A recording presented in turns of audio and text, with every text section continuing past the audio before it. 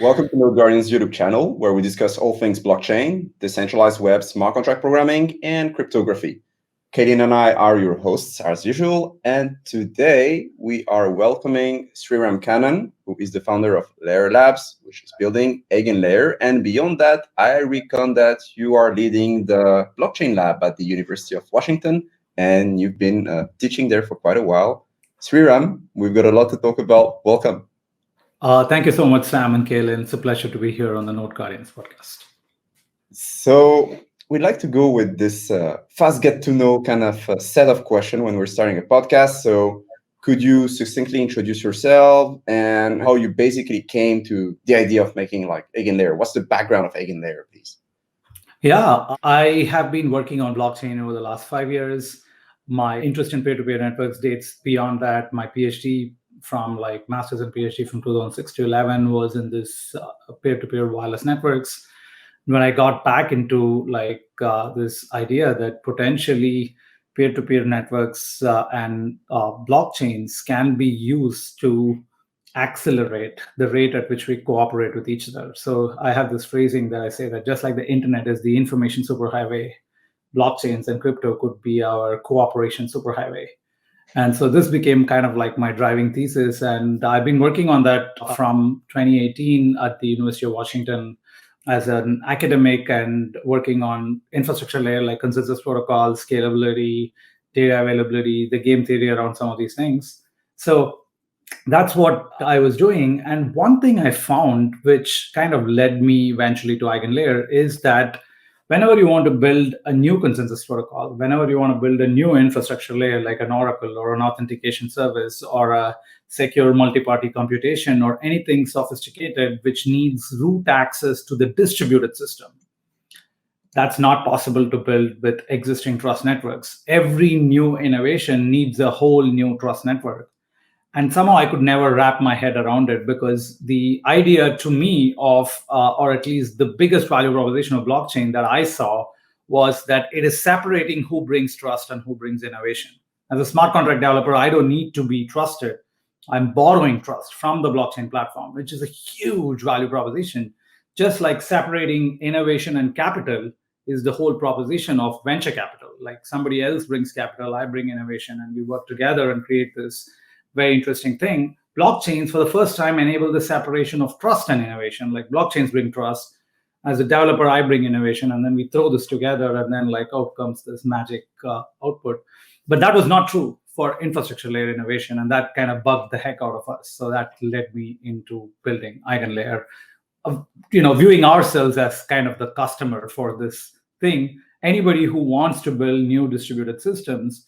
The other thing I saw is like there was a lot of opportunities for smart contract developers to go express their like creativity in one of thousands of existing projects or go start their own project. But such an opportunity was not available to distributed system builders.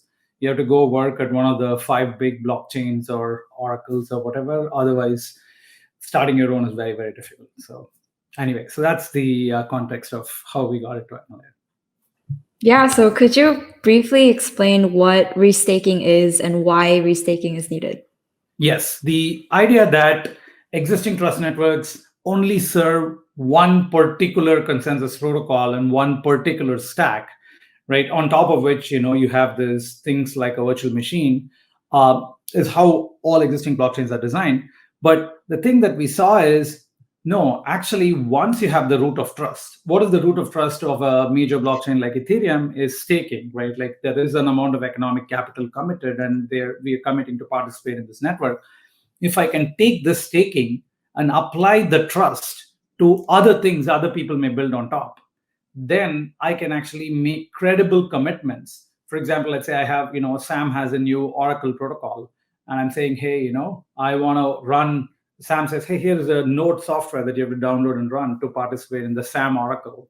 And what all the node operators and stakers, what they can do is they can download the software, commit their capital to, slashing conditions on Sam's Oracle, and then say that, hey, if I misbehave on Sam's Oracle, I could potentially lose my deposit. But if I behave right, then I'll get like some reward, which could be, every time somebody queries Sam's Oracle, he's basically earning a cent or a way or whatever, and then that comes to the node operator. So basically, that's the idea that of restaking is you're putting the same stake that you've already staked in the Ethereum platform at additional risk in return for offering additional services and getting an additional yield based on that. So Eigenlayer is a two-sided marketplace. On the one side, we have stakers opting in to this service, and it's an opt-in platform. Of course, we cannot force all Ethereum nodes, hey, you have to do this. Who are we to say that? But we can offer an option that anybody can opt into from the staker side. On the other side, we have service builders. Kaylin may have her own data storage service, and they say, hey, everybody please download and run this data storage service for me. And basically, that's the other side of the market. So we bring these two sides together. So that another way of thinking about Eigenlayer is it's a marketplace for decentralized trust. We are buying and selling decentralized trust. If decentralized trust is the core essential ingredient of blockchains, we need to have efficient markets around them. And Eigenlayer is the marketplace for decentralized trust. I'm very curious to understand at a high level, how do you implement that? Do you make my Ethereum node double sign to punish me, to counter incentivize me not to mess around if I subscribe through a middleware to other slashing conditions? How do you build this in a secure manner, and how do you observe malicious behaviors on subscribed services? Absolutely. So there are two parts to this. How do we observe and enforce? How do we observe malicious behavior? Second is, how do we enforce the penalties? I'll start with the second one, so that gives a context for how the enforcement works. There are two ways in which you can participate in Eigenlayer. Number one is called native restaking. Native restaking is you stake in Ethereum, you set the withdrawal powers to the Eigenlayer contracts. So the first thing to be clear is Eigenlayer is not a new L1, new network, nothing. It's just a series of smart contracts on Ethereum. Eigenlayer is a series of smart contracts on Ethereum. What it does is it manages people's stake or restake, right? And in one way of restaking is you deposit your money into the Ethereum smart contracts because you're an Ethereum staker. But that means that since you're depositing your money on the Ethereum contracts, you can specify who has the ability to withdraw it, and you set the withdrawal powers to the Eigenlayer smart contracts. And in the normal mode, you would basically just trigger the Eigenlayer contracts, and it would withdraw on your behalf and give money back to you, right? So that is what would happen if you had behaved normally. But if you had behaved maliciously, and I'll come to how that is detected, if you had behaved maliciously on the Eigenlayer contracts, then Eigenlayer could withdraw money on your behalf, take a portion of your funds, and only give you the remaining portion. So that is the Eigenlayer slashing is actuated. Okay, now how is malicious behavior proven? And this is service dependent. Each service essentially writes a smart contracts that talks to the Eigenlayer smart contracts. And the service smart contract has three functionalities. Registration, which of the nodes can participate in this particular service? Or you should have at least staked 32 ETH, right? That's an example of a condition. But it could be you need to stake 320 ETH, or you can stake 3 ETH, right? Whatever the set of conditions is. The second one is the positive incentive conditions, which is whenever you serve, let's say Kaylin has a chain built on top of Eigenlayer, she says, whenever you serve the Kaylin chain, when you make a block, I'm going to give you 1 ETH, right? Distributed to all the stakers. Something like that. So that's the payment condition.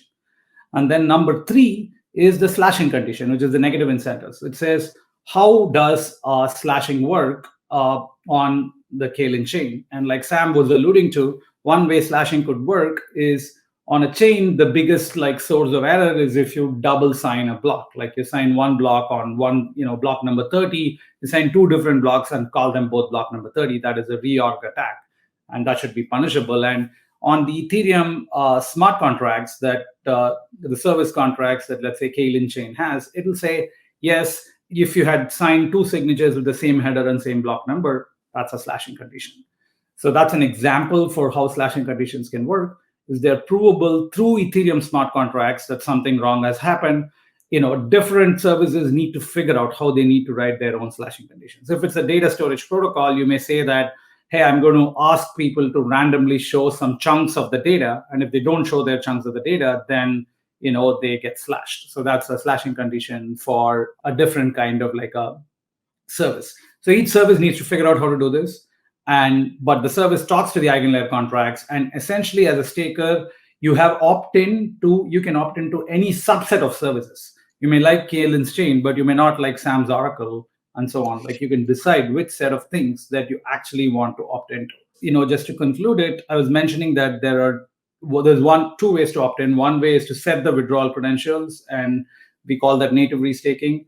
There is another way to opt into Eigenlayer, which is through liquid staking derivatives. So if you already had a liquid staking derivative, the stake deed from Lido or something else, or the Rocket Pool ETH, you could basically take that and deposit it into Eigenlayer contracts.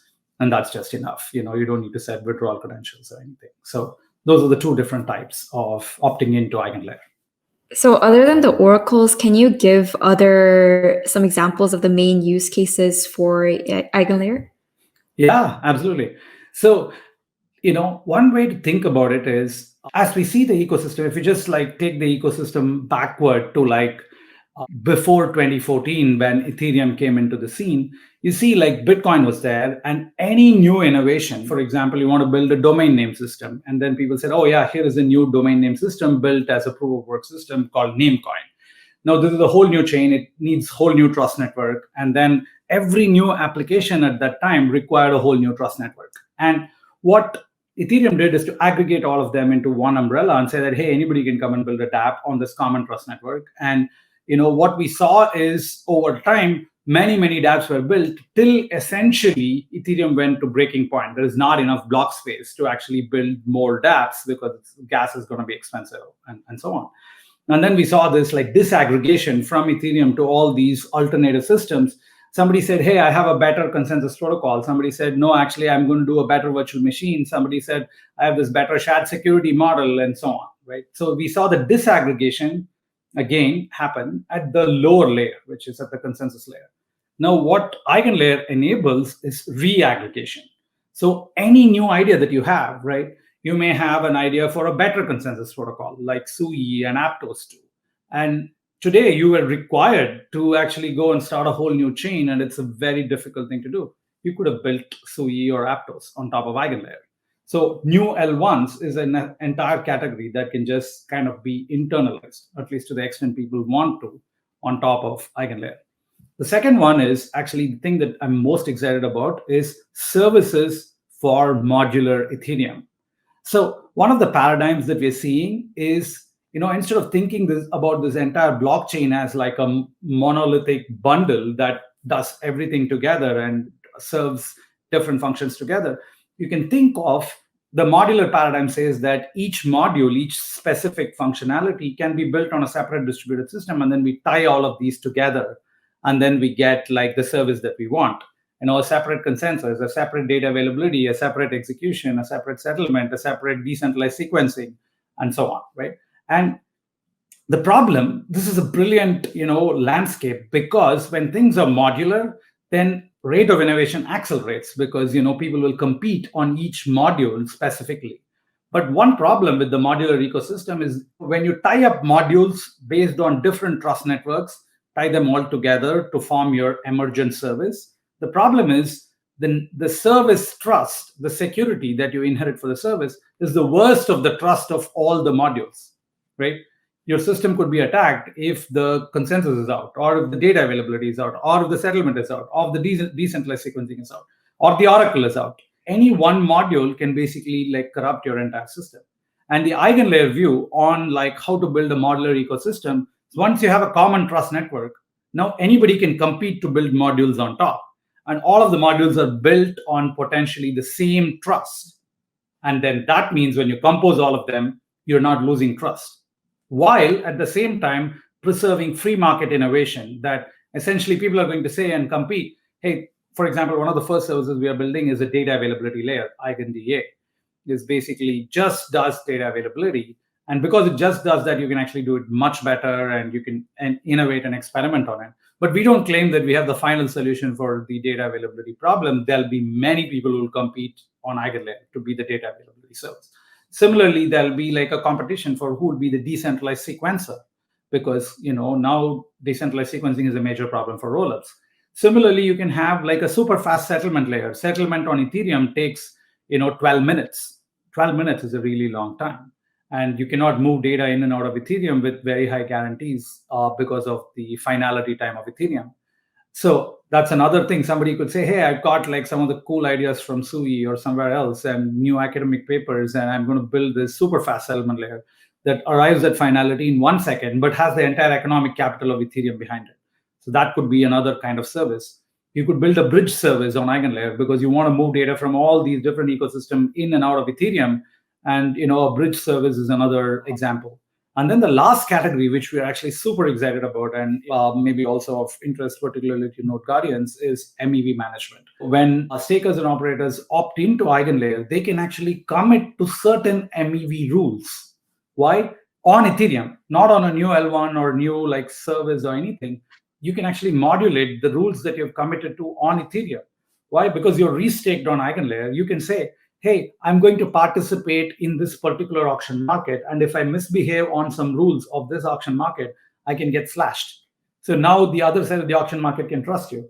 Or you can say that I am opting into this encryption service. I'm going to only include, at least use a portion of the block to include decrypted transactions of certain encrypted things. And that's a service you could opt into. You could opt into something we designed called MEVBoost++, which is basically you have MEVBoost today, where one of the problems that we're seeing is node operators don't have the freedom and agency to add transactions, and they're basically selling the entire block space out. And you could say, I'm selling the first 80% of the block space out, and the remaining 20% I can add my own transactions. You can say, event-driven actions. You can say that whenever there is a liquidation on Compound, I have to first take out the liquidation before filling up the rest of the block. So this basically improves the time to liquidation on these like DeFi protocols. If you improve the time to liquidation, you actually improve capital efficiency. So there's a range of things you can do with Eigenlayer, which completely modulates the Ethereum ecosystem and what you can build on top of it.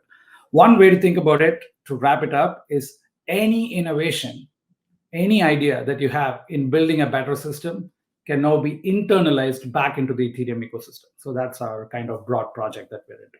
It's an opportunity for node operators, builders, different categories of participants, different categories of actors. And now I would like to explore a little bit further how all of this is implemented, how all of this works, etc. So you mentioned that these are middlewares. Middlewares can be built by Layer Labs, by any developer, and you can propose your middleware, and they exist in the form of smart contracts. And there are all sorts of predicates and conditions that can be defined through those. I was just curious to understand how this would function for, let's say, you're trying to export your security on an Ethereum node to, for instance, secure a new Narwhal and Bullshark blockchain that's coming up.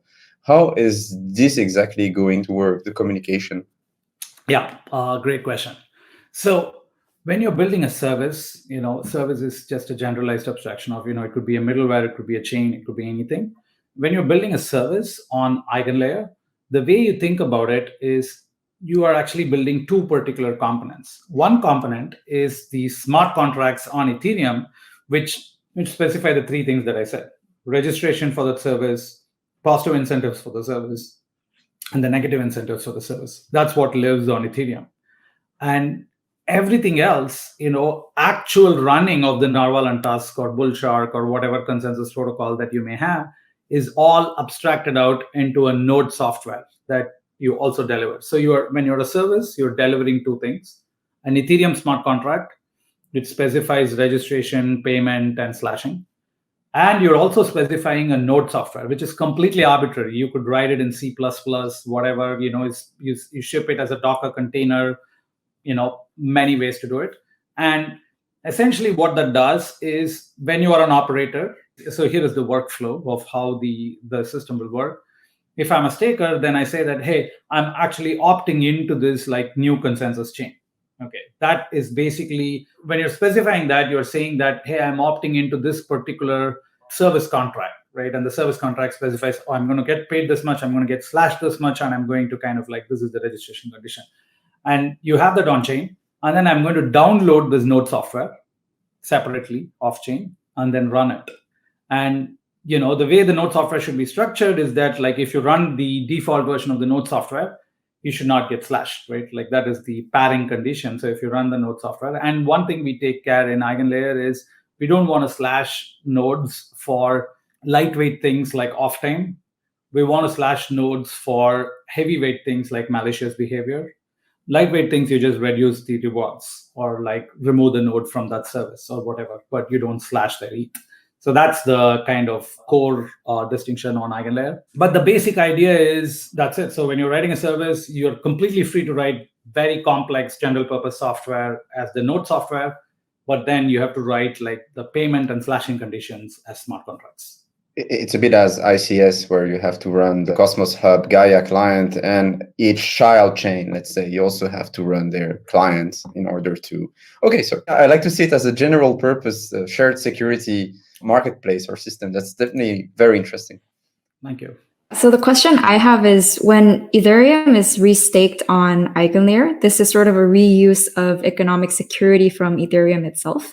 Then for the slashing that identifies the misbehaviors on Ethereum, can you explain how this is sort of different from fraud proofs on optimistic rollups that also inherit the base layer security?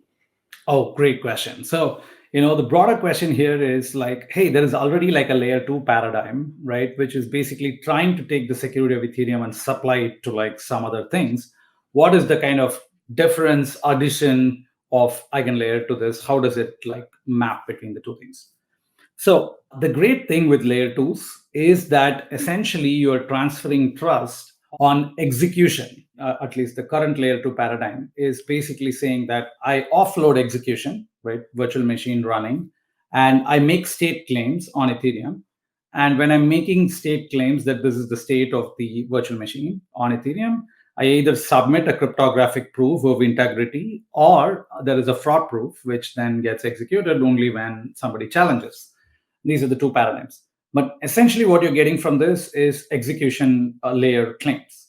What you do not get from this is maybe the interesting thing to start with, and that's all the things that you can do on Eigenlayer. What you cannot get from this, number one, you cannot get, for example, you want to run an oracle. Okay, so I want to run an oracle and I want to get Ethereum trust, right? There is no way of doing a fraud proof that your oracle input was correct or not. So that's number one, right?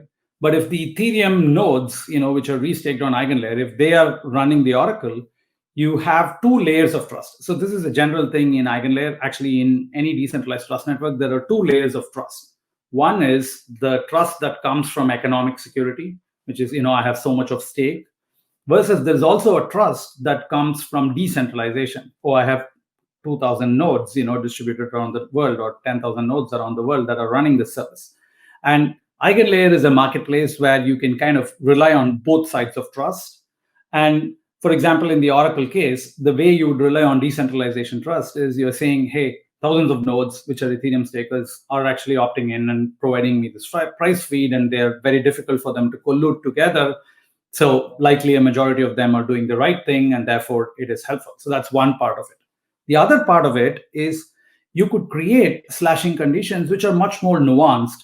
So for example, when I'm providing this Oracle input, I could say that if somebody challenges my Oracle input, then what I could do is then maybe we have this much bigger DAO, which, of course, cannot meet for every single Oracle input. But, when there's a contested Oracle input, this bigger DAO meets and decides, hey, this is the right thing, and we are going to go by this answer. And then some of the other nodes could get slashed.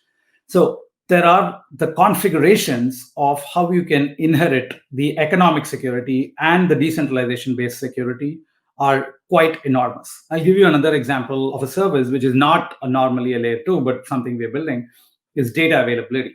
All these layer 2 solutions actually offload execution like we talked about, but they publish data to Ethereum itself, right? Basically, you need to publish data. Why do you need to publish data? Is because for somebody else to understand and interpret that you're doing the right thing, they need to see what data you're using for your computation. Even though the computation is not done on Ethereum, the plain text data is posted on Ethereum. And now what you could have is, but the problem is now the data bandwidth of Ethereum is limited. And on Eigenlayer, because we're inheriting the same decentralized trust, potentially if all stakers opt in, and the same economic security, you could actually build a data availability layer on Eigenlayer. And that's one of the first services that we're building, where you can actually inherit both the decentralization and economic security from Ethereum for data availability. Another example is, this is one problem that we already see with all the layer 2s, is how do you get fast finality? Let's say I'm a cryptographic, validity proof based rollup, and I want to get fast finality. I don't want to wait for 12 minutes for Ethereum to get finalized before I can declare to my users that I'm final. What you could do is you could build a super fast consensus protocol on Eigenlayer, right? And if all ETH stake opts in, then essentially what you get is, you write your data to this layer, to the super fast finality layer, and this layer then writes the data back to Ethereum eventually. But this super fast finality layer has the entire economic security potentially of Ethereum opting in. So you get instant, 1 second finality times, but at Ethereum security. So restaking completely changes the landscape of what a layer 2 solution is. You can basically build anything that had to be a new chain, that had to be a new system back into Ethereum. So that's the flexibility of Eigenlayer. That's crazy. So in the case of Eigenlayer DA, this data availability solution, you've monitored how much bandwidth is actually used by the client itself, the software, and you take advantage of the delta of bandwidth that's not being used.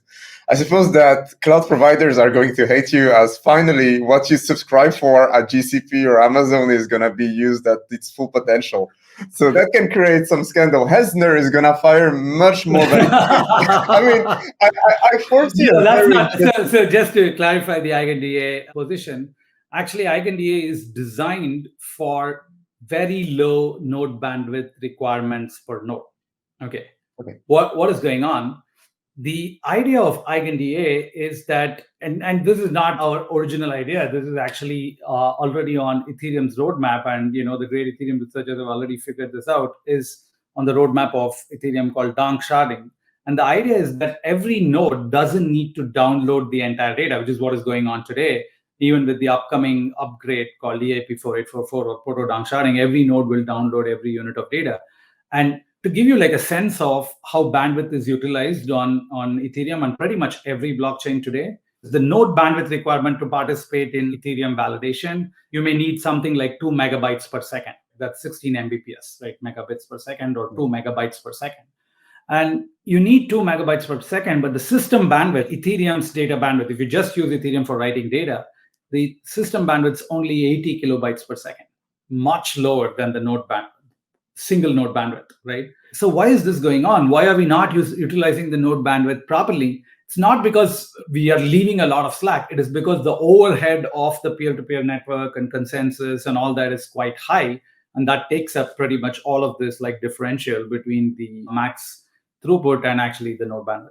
So what we're doing with EigenDA, and is already on the roadmap of donk sharding, but we just have, because we are an agile layer that's just doing data availability and we don't have to move this big ship called Ethereum, we can actually build some of these ideas where every node doesn't touch all the data. Every node touches only a small portion of the data, but the data is encoded and cryptographically committed in a way that even if a lot of the nodes go offline, you can retrieve all the data from the chunks that are stored in the remaining nodes. So the design spec that we are building to is each node only needs a small fraction more than the Ethereum node bandwidth. Instead of 2 megabytes per second, you may need another half a megabytes per second, which is nothing. But the system bandwidth that we can actually offer is, because we are spreading data through all these nodes, the system bandwidth is something like 10 megabytes per second. So so that's why we call it hyperscaling Ethereum. Is because you horizontally scale the data so that nobody really touches all the data. Everybody touches only a portion of the data, but they know they're getting the right portion of the data because it's both erasure coded as well as committed using this KZG polynomial commitments. So that's really what EigenDA is. So hopefully we won't trigger the problems that you're talking about here. I think we're bottlenecked by Ethereum capabilities, definitely, but it's a legacy blockchain. But let's say we're talking about Aptos, and Aptos has its own rollups, or Solana, which have much higher bandwidth requirements. Then my joke would be valid. But that's definitely something that... Actually, you can build absolutely crazy requirements on top of these systems. But one principle, this is at least to the extent that we are building and we want to onboard services. One principle that we are using is, how do we essentially get scaling without sacrificing decentralization. And this is just an aesthetic that we aspire to, but Eigenlayer ends up being a permissionless open platform on which anybody can build anything, even on Ethereum. You could say that, hey, if you're opting into my super chain, you need to have 10x Ethereum's bandwidth. And that's perfectly allowable on Eigenlayer. It's just that that's not the design space we are optimizing for ourselves, but I'm sure other people will push the boundaries on so many ways on top of Eigenlayer. Amazing. And that also introduces, I believe, a new cost dynamic for security, the price of security, because when you bootstrap an arbitrary blockchain, well, you have to agree with some corporations, some entities, some people to bootstrap some node, which is going to cost cloud or depends if it's self-hosted whatsoever. You need to incentivize them. You have an emission distribution curve, inflation, etc., etc. But here, people can just subscribe to as many slashing conditions as they want, and it's a bit less painful than, they still need, of course, to offset the cost of the new node that they're going to run on their provider or at home. But I really think that this also introduces a new cost for security, and you can really bootstrap new systems with decent security at an affordable price, right? Yeah, absolutely. So here is an example of the cost of security today, right? When we think about the cost of security or securing a network, there are really two distinct things that are going on. One is the operational cost of actually running nodes, right? And then there is the separate cost. I think these are both things Sam just alluded to. I'm just separating them out so it's kind of obvious and strikes it on our face. There's the operational cost of actually downloading, running, maintaining the node operations. And then the second part is there is the capital cost. Because I have $100 million securing my network. These guys need to earn like a 10% APR. So that means I have to be paying them out like $10 million a year, either in inflation or actual fees eventually, right? Like we can't all live on inflation forever, and that clearly doesn't work. So we need to have enough fees to offset it. And if you look at the two different terms today, the operational cost versus the capital cost, the capital cost is by far dominant. And I'll take an example of an extremal chain like Solana to illustrate this. A cost of running one Solana node is maybe something like $10,000 annually, just ballpark order of magnitude. And there are maybe 1,000 nodes, right? And essentially what we're seeing is $10,000 per year times 1,000 nodes is like 10 million a year. That's the cost of running, the operational cost of running the Solana network. And you compare that to the capital cost of staking, let's say Solana is like $10 billion and $10 billion staked at a 5%, 7%, 10% APR. We're talking about $1 billion in payout to the stakers. So essentially, there is a huge differential between the operational cost and capital cost. And what Eigenlayer does is you amortize the capital cost across many, many, many operations. So these two can become more at par, right? So I have the system and I run hundreds of chains, hundreds of different things. So then the two things can become kind of comparable over time. So by leveraging the capital across a bunch of different operations, that's the kind of core principle of Eigenlayer of restaking across multiple services. So absolutely agree that the cost of security, which is dominated by capital cost, because restaking is using it across multiple services, reduces the capital cost per service. In fact, I would say this is the precise dynamic that has led us to a smart contract world. Imagine pre-Ethereum, every new service is its own blockchain. So it has its own cost of security. Every new application is its own world. And what we saw is once you had a common system on which many applications can be built, the cost of security of a dApp is actually very little. You just pay when you need it, right? You're renting security. You're renting a shared security system. But the flexibility of programming a dApp was only at the level of, hey, I have to write an EVM application which fits in within this block space. Once you remove that and have a shared security substrate that can be used in very, very flexible ways, that's really what Eigenlayer is. It's basically the natural evolution of shared security from Ethereum being like a common smart contract platform to Ethereum being like a shared security substrate for any distributed system that can be built. And just like one of the positive feedback loops driving applications was, if you have other applications, then the applications can compose with each other on top of this common trust network of Ethereum. Similarly, when you have distributed systems built on top of like the common trust network on Eigenlayer, they can all start composing with each other with very limited new trust assumptions. And so that's what we're hoping will happen. I was wondering about the impact that this could have on what is already established in terms of inflationary rewards to existing node operators. What if like you introduce a new paradigm for security, the new network that you can subscribe to? How would basically this impact, let's say, legacy node operators? How would this have an impact on the protocol's tokenomics? I think that's definitely something that could be interesting to observe. Yeah, absolutely. We're very excited to see how the free market has ways of finding out things that we cannot anticipate. And we're absolutely excited about that. But one idea that we've been toying around with is, of course, when you're paying ETH stakers for node security, you don't have to necessarily pay in ETH. You may be paying in your own token or in some other way. And it's a free market, so stakers will opt in if it makes sense to them. And this is going to lead to like a whole interesting dynamic of how the tokenomics and the structures of these systems. Yeah. You mentioned briefly about the MEV management and the current sort of like system and architecture of MEVBoost++. So from what I understand is that block proposers at the current moment have to make the entire full block. And I was just wondering, could you explain why there is this limitation? What kind of problems that can occur from this, and how does Eigenlayer come into this and solve this limitation?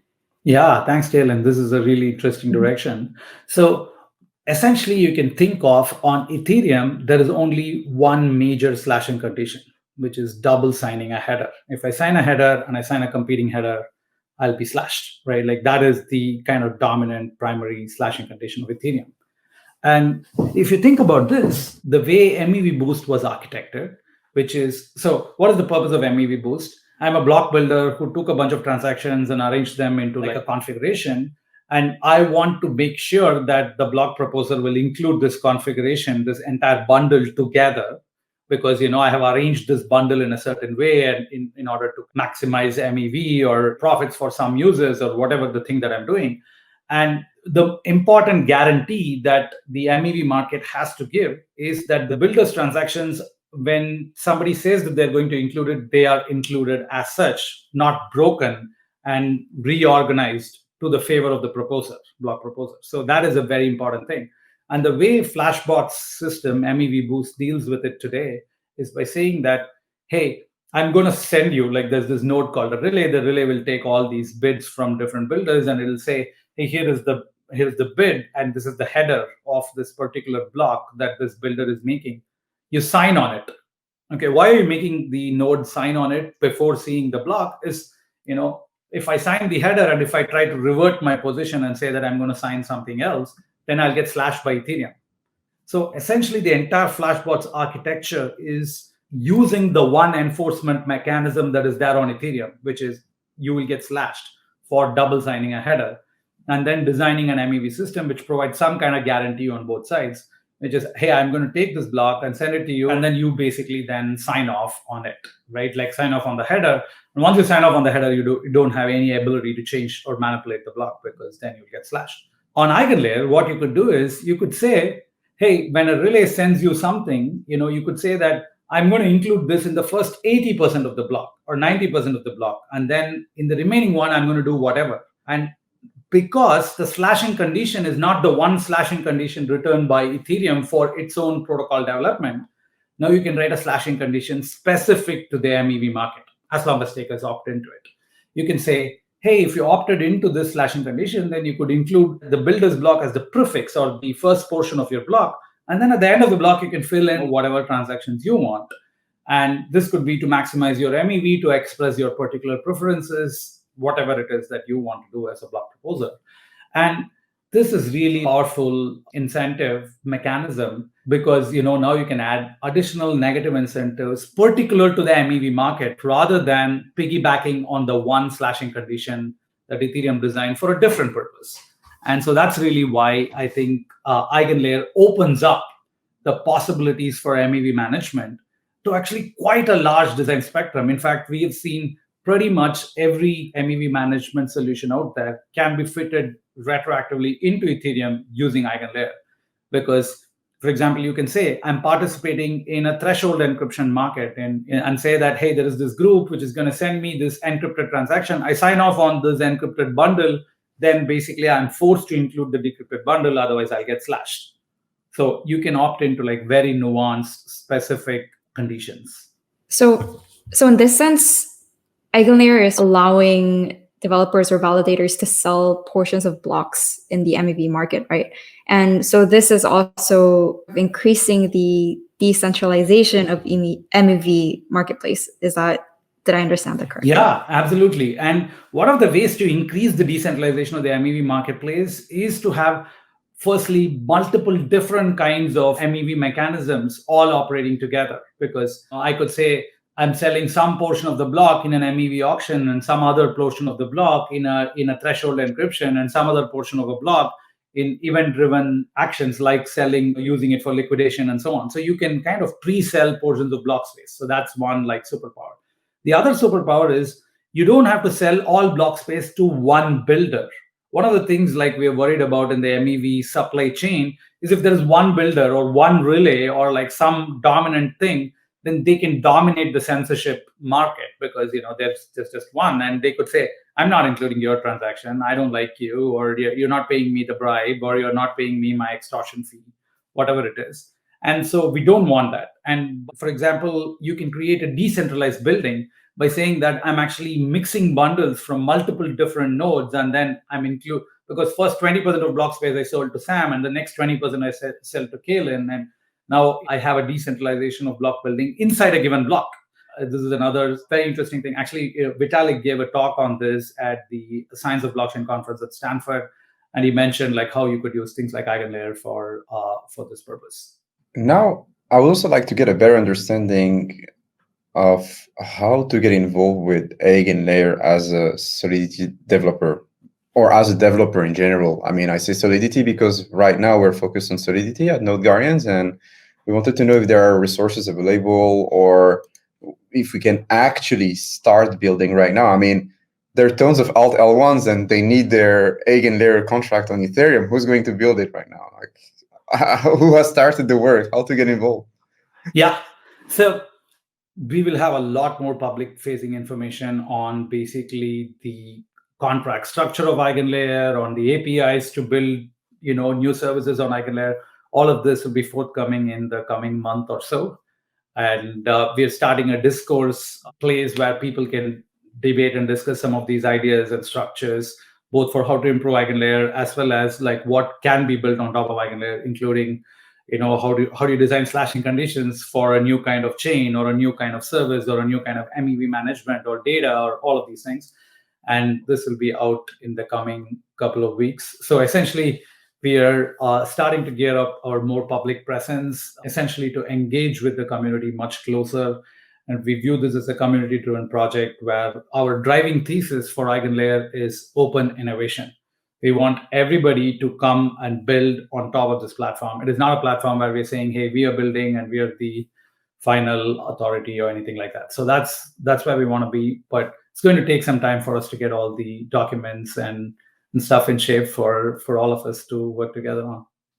So whenever these middlewares and contracts are being deployed, there isn't, let's say, an Eigenlayer protocol that is collecting fee for leveraging the stack that you are offering. It is open, or you're going for a design where there is a fee that is taken to ensure the viability of. I would be curious to understand more how this is going to be articulated, and if there is a need maybe for a token, unless you can talk about it. I was just curious to know how this would be built. Yeah. So we are still exploring the different kind of economic models, but the base layer of the economic model, which is, it's kind of like Uniswap, right? Why is it kind of like Uniswap? Uniswap's two-sided market. One side is liquidity providers, another side is traders.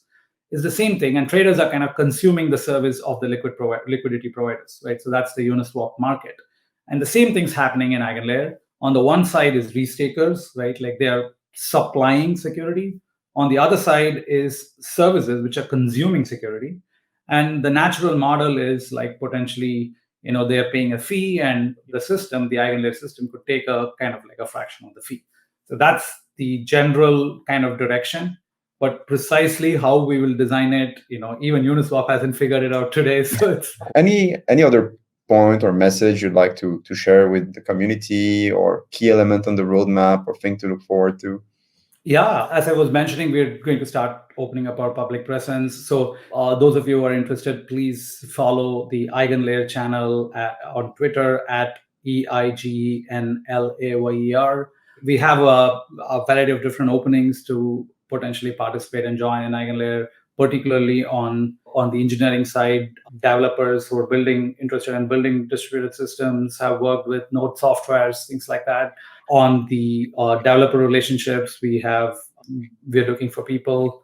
So broadly, anybody who's interested in kind of like turbocharging open innovation and letting other people build new crazy things on Ethereum, please ping us on the Eigenlayer channel. I was interested in more yields, and then I realized that that's going to be a nightmare for a DevOps to subscribe to 40 different, let's say, Alt-L1 security schemes. But it's definitely something that I really look forward to see actually mature. That's definitely very exciting to see how. Yeah, it is going to be quite interesting to figure out how the experience of the operators and stakers are going to be as you run 40 different services. What are the risk profiles? What are the yield profiles? What are the operational costs? There's a lot of things to figure out. So people who are like intrigued by these things, please reach out to me if you want to come join us. It's amazing. I already imagine some ways with Kubernetes and cloud to basically in one click bootstrap 100 instances of different, let's say, services at once, and creating new standards for DevOps infrastructure, for distributed systems, and all sorts of clients. Exactly. And one of the things, pain points we find in node operations is the software lifecycle, right? Like how do you do upgrades? And if there was a place where this was all bundled together, like Sam's saying, and you just download the latest one every week, and that's just lets you be compliant on all the 100 softwares, that could be something quite interesting. Yeah, that's some good food for thought. I mean, it's been a great pleasure to have you on the show. As usual, I leave all the relevant links in the description, and if you have any questions for Sreeram, there's the comment section right below. It's been very cool. I'm sure we'll probably talk in a future podcast to see how all of this evolves. And yeah, I'll see you very soon. Thank you, everyone. And if you like that podcast, feel free to drop a comment or subscribe, and have a wonderful week. Thank you, Sam. Thank you, Kaylin. It's my great pleasure to come talk to you all. Looking forward to be back in the future.